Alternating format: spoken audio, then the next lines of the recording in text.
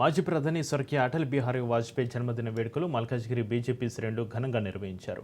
మల్కాజ్గిరి నియోజకవర్గంలోని వాజ్పేయి నగర్లో కాలనీవాసులు medical camp ఏర్పాటు చేసి వాజ్పేయి విగ్రహానికి పూలమాలలు వేసి నివాళులర్పించారు.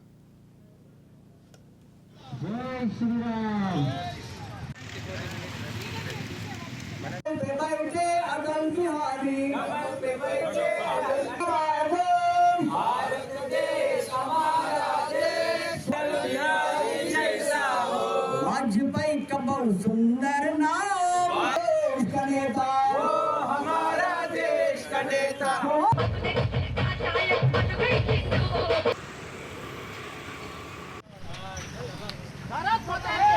हमारे यहाँ अटल जय श्री राम।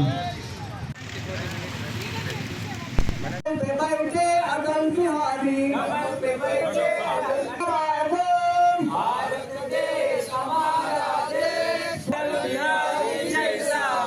वाजपेयी का बहुत सुंदर नाम, देश का नेता वो हमारा देश का नेता।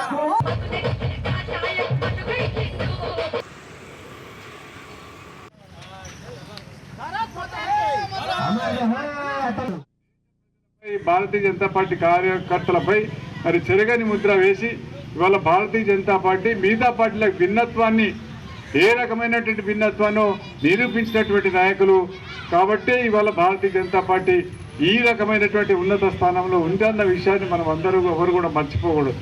160 మంది పార్లమెంట్ సభ్యులు, బయట వైపు ఏమో మరి 300 పైగా పార్లమెంట్ సభ్యులు ఉన్నారు.